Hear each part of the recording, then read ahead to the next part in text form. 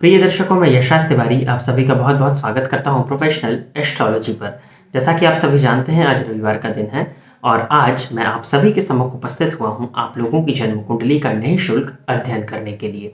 हमारी जो सीरीज है निःशुल्क जन्म कुंडली अध्ययन की, इस सीरीज में आज तक 73 कार्यक्रम बन चुके हैं और आज का ये जो प्रोग्राम होने वाला है, ये 74वें नंबर का प्रोग्राम होने वाला है। साथ ही साथ इस सीरीज में अगर हम देखें तो आज तक 478 जन्म कुंडलियों का अध्ययन हो चुका है निःशुल्क रूप से। और आज के इस कार्यक्रम की जो पहली जन्म कुंडली होगी वो 479 नंबर की जन्म कुंडली होने वाली है। उसके पहले भी मैं आप सभी से कहना चाहता हूं कि अगर आप इस कार्यक्रम को देखते हैं या इस चैनल में आने वाले और प्रोग्राम्स को देखते हैं और अगर आपको पसंद आता है, शॉर्ट्स वीडियो इत्यादि आपको पसंद आते हैं, तो आप इस चैनल को सब्सक्राइब करिए, इस वीडियो को ज़्यादा से ज़्यादा लाइक करिए और लोगों के साथ में शेयर करिए ताकि ये चैनल और भी लोगों तक पहुंच सके। इसके साथ ही साथ अगर आप भी चाहते हैं कि आपकी जन्म कुंडली का अध्ययन निःशुल्क रूप से मेरे द्वारा इस निःशुल्क कार्यक्रम में किया जाए, तो आप अपनी बर्थ डिटेल्स, जैसे कि आप अपना नाम, अपने जन्म की तिथि, अपने जन्म का समय और आप अपने जन्म का स्थान, ये चारों ही चीज़ें किसी भी एक स्पेसिफिक प्रश्न के साथ में इसी वीडियो के कमेंट सेक्शन में दे दीजिए। हमारी कोशिश यही रहेगी कि जल्दी से जल्दी आपकी जन्म कुंडली का अध्ययन मेरे द्वारा इस निःशुल्क कार्यक्रम में किया जाए। अब हम बिना देरी किए अपने इस कार्यक्रम को आगे बढ़ाते हैं और आज के इस कार्यक्रम की जो पहली जन्म कुंडली होने वाली है वो सूर्य प्रकाश वर्मा जी की होने वाली है। तो वर्मा जी, आप तैयार रहिए, आपकी जन्म कुंडली में ले रहा हूं। डेट ऑफ बर्थ आपने दिया हुआ है 4 अक्टूबर 1990,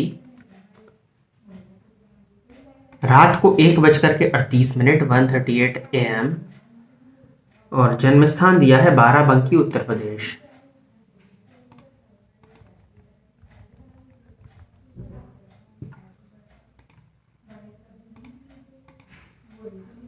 कर्क लग्न की आपकी जन्म कुंडली है, राशि आपकी बन जाती है मीन।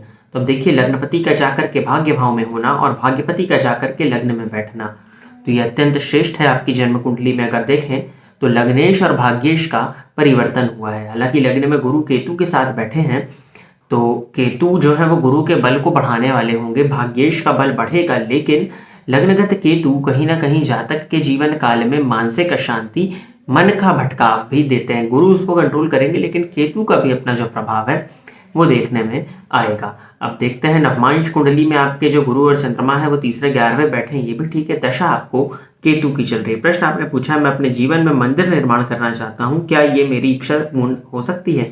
बिल्कुल। आपकी जन्म कुंडली में सबसे पहले तो इसको समझिए कि आपने ये प्रश्न क्यों कहा, क्योंकि आपकी कुंडली में भाग्य भाव का स्वामी ही गुरु है, अर्थात धर्म भाव का स्वामी ही गुरु है। मतलब धर्म भाव का स्वामी और धर्म भाव का कारक एक ही ग्रह है जो कि देव गुरु है, वो जाकर के लग्न में बैठ गए हैं। तो अब देव गुरु का और भाग्येश का जाकर के लग्न में होना, भाग्य कारक भी गुरु ही होते हैं, धर्म कारक गुरु होते हैं, वो जाकर के लग्न में बैठे, तो आपके मन में धर्म करने की इच्छा को इन्होंने उत्पन्न किया। और लग्न अर्थात आपके व्यक्तित्व का स्वामी जाकर के धर्म स्थान में बैठा है, तो वो भी कहीं ना कहीं आपको धार्मिक और समाज के लिए कुछ करने वाला बना रहा है। जो कर्क लग्न के लोग होते हैं वो वैसे भी समाज के लिए कुछ ना कुछ करने के लिए ही जाने जाते हैं, लोगों को देना जानते हैं, तो ये इस लग्न का स्वभाव होता है। अब आपने पूछा है प्रश्न, तो आप ये तो आपकी कुंडली में 100% योग बनता है कि आप मंदिर का निर्माण कर सकते हैं। आप कब कर सकते हैं? तो केतु में गुरु का अंतर आने दीजिए। 21 जून 2024 के बाद से केतु की महादशा में गुरु का अंतर प्रारंभ होगा। केतु भी क्योंकि पुष्य नक्षत्र में बैठा है, और पुष्य नक्षत्र में केतु का होना, जो कि शनि का नक्षत्र, और शनि गुरु के घर में जाकर के पूर्वाषाढ़ा अर्थात शुक्र के नक्षत्र में बैठ गए हैं, तो ये कहीं ना कहीं रिलेशन इस बात का बनता है कि केतु भी आध्यात्मिक विकास में सहयोगी ही दिखाई पड़ते हैं। तो केतु में गुरु का अंतर जो लगेगा जून 2024 के बाद से, वो मंदिर निर्माण कराने के लिए एक बहुत परफेक्ट योग है। आप उस समय पर मुहूर्त इत्यादि निकाल के मंदिर का निर्माण कर सकते हैं, वो योग आपकी जन्म कुंडली में लगे हुए हैं। अब देखा जाए कि लाभपति शुक्र बनते हैं जाकर के पराक्रम भाव में नीच राशि में बैठे हैं, तो लाभ तो होना ही चाहिए, लेकिन वो नवमांश में उच्च के हैं, तो इस कुंडली में मुझे कोई ज़्यादा दिक्कत नहीं दिखाई पड़ती। और मंदिर बनाने का अगर आप कार्य शुरू भी करेंगे तो लोगों का सहयोग भी बहुत आसानी से फिर मिलने लग जाता है। तो ये प्रकृति का खेल है एक तरह से, तो अच्छी चीज़ है, वो आपकी कुंडली में बनते हैं वो योग। आप निश्चिंत रहिए और मंदिर बनाने के लिए अपना जो प्रयास है उसको आप जारी रखिए। जो एफर्ट्स आप कर सकते हैं अभी से, उसकी तैयारी जो कर सकते हैं वो करिए, प्लानिंग करिए। 2024 के जून के बाद में उसको आप इम्प्लीमेंट कर सकते हैं। आगे बढ़ते हैं और अगली जो जन्म कुंडली है ये श्री कृष्णा यादव जी की है। तो श्री कृष्णा जी, आप तैयार रहिए, आपकी जन्म कुंडली में ले रहा हूं। डेट ऑफ बर्थ है 19 अगस्त 1984। जन्म का समय बताया हुआ है सुबह के 9:30 और जन्म स्थान है महाराष्ट्र का परभानी।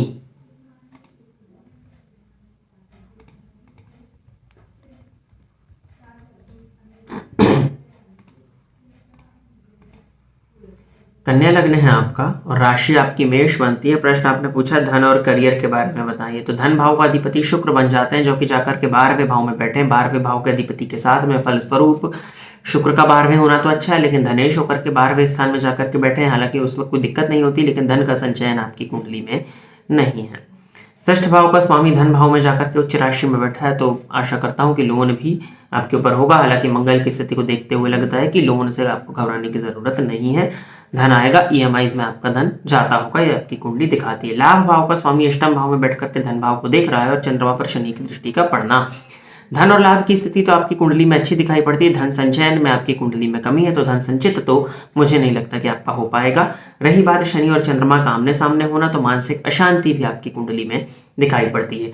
देवगुरु बृहस्पति जो के धन के कारक हैं, जाकर के चतुर्थ भाव में स्वग्रही वक्री होकर के हंस नामक महापुरुष योग लगा रहे हैं, तो कुछ हद तक सेविंग्स होना भी इस कुंडली में संभव है। लेकिन धनेश का जाकर के 12वें भाव में बैठना थोड़ी सी परेशानी होती ही है, सेविंग्स नहीं हो पाती। लेकिन वो शुक्र है, तो अगर परेशानी 100 होती है तो यहाँ पर परेशानी 40, 35 या 45 ही होती हुई दिखाई दे रही है। तो ठीक है, धन की स्थिति को ओवरऑल अगर एक शब्द में कहा जाए तो अच्छा है, क्योंकि नवमांश में सूर्य लाभ भाव में ही उच्च राशि में बैठे हुए हैं।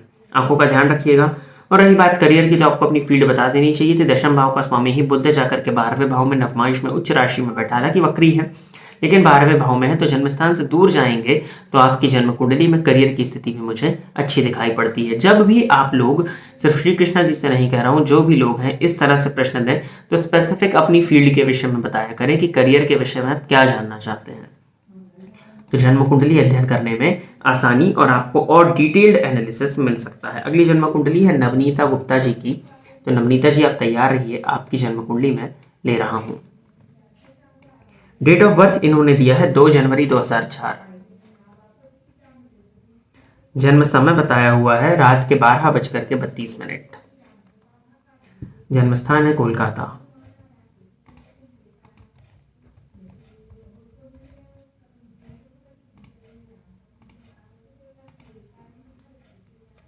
नवनीता जी कन्या लग्न है और राशि मेष है। पहली जन्म कुंडली में भी सेम स्थिति थी, तो आपकी कुंडली भी कन्या लग्न और मेष राशि की बनती है।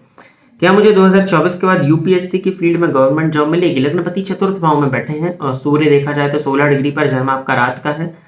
धनु राशि में बैठे हैं, गुरु के घर में बैठ करके गुरु की दृष्टि से दृष्ट हो रहे हैं और 2024 में सूर्य की दशा, तो इस कुंडली में योग तो बनते हैं क्योंकि दशमेश दशम भाव को देख रहे हैं और दशमस्थ शनि है।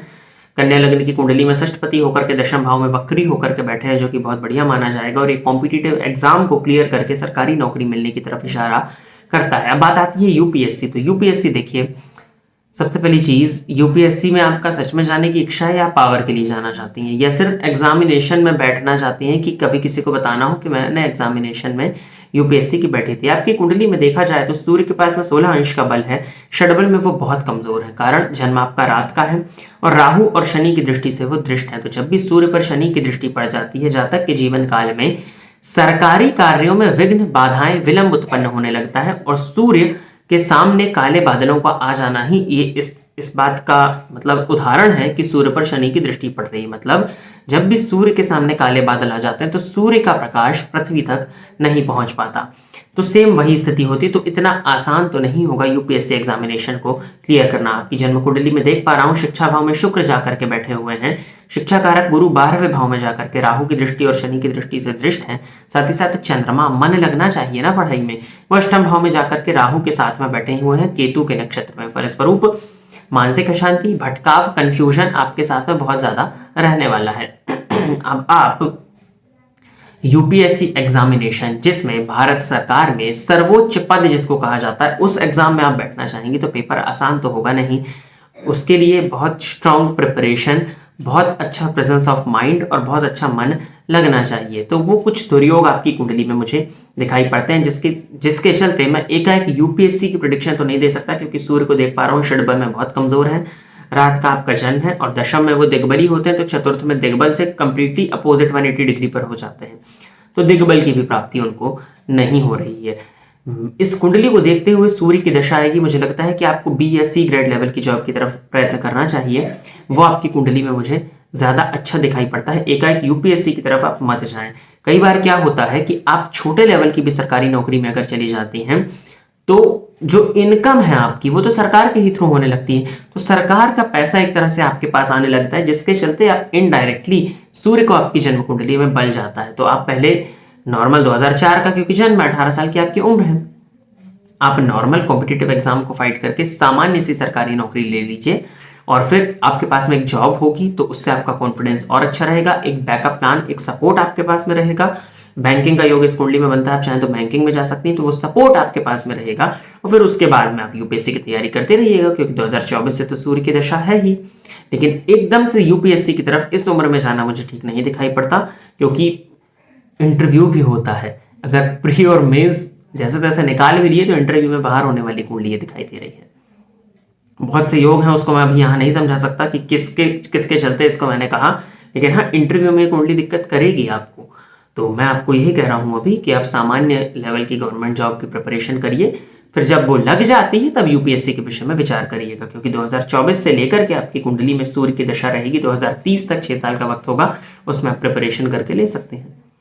तो फिलहाल आप सूर्य आराधना करिए, सूर्य को जल दीजिए, नित्य आदित्य हृदय स्तोत्र का पाठ करिए, और अगर स्वास्थ्य साथ दे, 18 की उम्र है, मुझे लगता है हो जाएगा, तो रविवार का आप उपवास भी कर सकते हैं। छोटी उम्र है, 18 ईयर्स ऑफ एज है, तो बहुत ज्यादा उसको टफ मत बनाइएगा। सामान्य जो होता है वो सूर्य को जल देना रोज है आपको, आदित्य हृदय स्तोत्र का पाठ करिए, इससे आपकी कुंडली में जो सूर्य को है वो बल मिलेगा। तो ये आप कर सकते हैं। आगे बढ़ते हैं और अगली जन्म कुंडली धर्मु कुमार की है। तो डेट ऑफ बर्थ इन्होंने दिया हुआ है 2 सितंबर 1989, रात के 9:15 और जन्म स्थान है नरसिंहपुर, मध्य प्रदेश।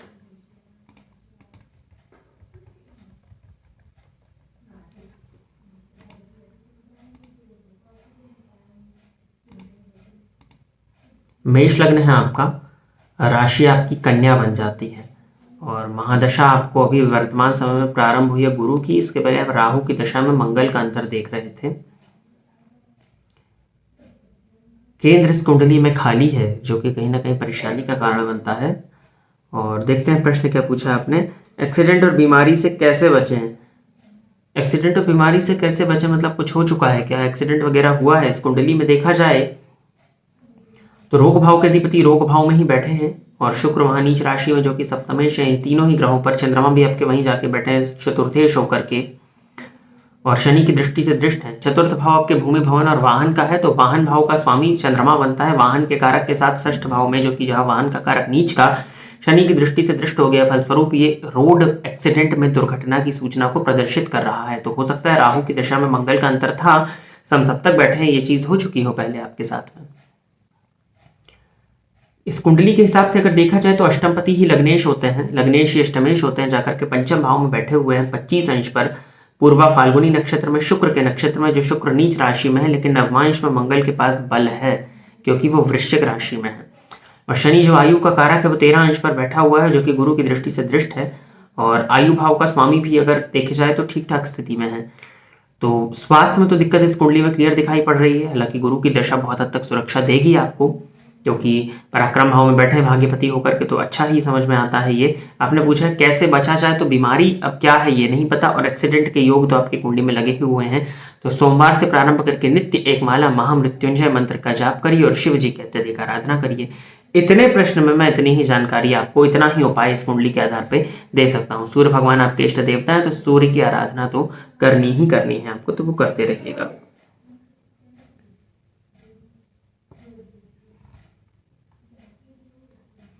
अगली जन्म कुंडली है अदिति की, तो अदिति जी आप तैयार रहिए, आपकी कुंडली में ले रहा हूं।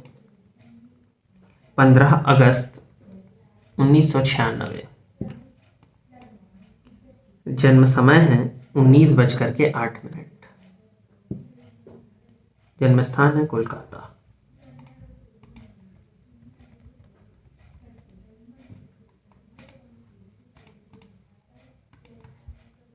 कुंभ लग्न है अदिति जी आपका, राशि आपकी सिंह बनती है, तो स्थिर लग्न है, स्थिर राशि है, इसको तो अच्छा माना जाएगा।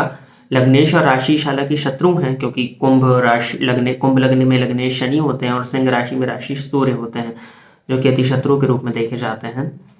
और वायु तत्व का लग्न है, अग्नि तत्व की राशि है, ये भी बैलेंस कर रहा है, लेकिन लग्नेश और राशि जो है वो अति शत्रु हो गए, तो थोड़ा सा दिक्कत होता है। जातक के जीवन काल में संघर्ष की स्थिति उत्पन्न हो जाती है। और तो और सिंह राशि में तो कोई बुरा वक्त नहीं, लेकिन कुंभ लग्न की कुंडली में सूर्य की दशा जो कि अच्छी नहीं मानी जाती वो आपको चल रही है। प्रश्न इन्होंने कहा है, मेरे और मेरे पापा मम्मी एंड परिवार का बहुत डिफिकल्ट टाइम चल रहा है, हम लोगों का अच्छा समय कब आएगा और परेशानी कब दूर होगी। देखिए, पापा मम्मी परिवार कुंडली से दिखता तो सब कुछ है, लेकिन उनकी भी एक स्पेसिफिक जन्म कुंडली है, स्वतंत्र जन्म कुंडली है, जिसकी कुछ स्थितियां होंगी जिसे हमें देखना होगा।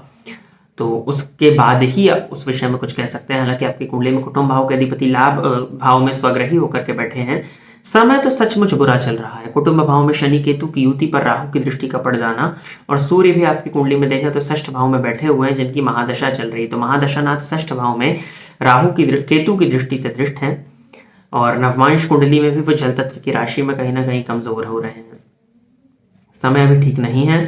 दशा भी चंद्रमा की भी कोई मैं बहुत अच्छी नहीं देखता हूँ इस कुंडली में, लेकिन फिर भी जब आपकी थोड़ा सा समय आगे बढ़ेगा, जब चंद्रमा में शनि 2026-27 के बाद में इस जन्म कुंडली में अच्छा समय आता हुआ दिखाई दे रहा है। परेशानी क्या कैसी है वो तो मुझे नहीं पता है, तो उस विषय में ज्यादा कुछ तो नहीं बताया जा सकता, लेकिन फिर भी जो अभी समय चल रहा है उसके लिए मुझे लगता है कि आपको हनुमान जी के मंदिर में नित्य जाना चाहिए। शनिवार से प्रारंभ करके रोज दर्शन करने के लिए जाकर के वहीं बैठ करके हनुमान चालीसा का पाठ करना चाहिए।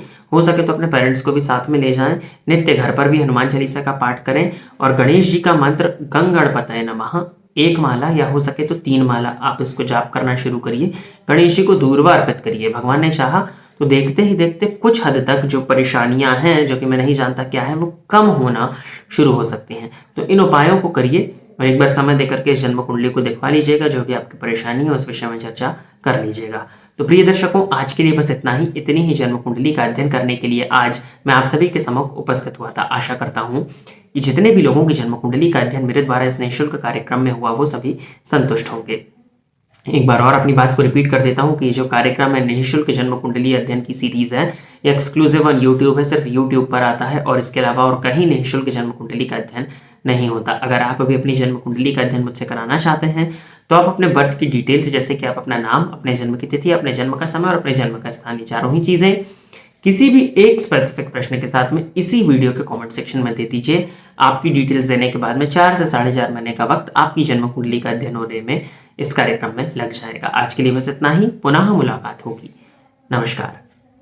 फोन पर बात करके कुंडली दिखाने के लिए एवं ज्योतिष से संबंधित अन्य सर्विसेज के लिए आप स्क्रीन पर दिए गए नंबर पर कॉल या व्हाट्सएप करके पर्सनल अपॉइंटमेंट ले सकते हैं। अब आप YouTube के साथ साथ Facebook और Instagram पर भी मेरे अकाउंट को फॉलो कर सकते हैं, जहां पर आपको ज्योतिष से संबंधित जानकारी मिलती रहेगी।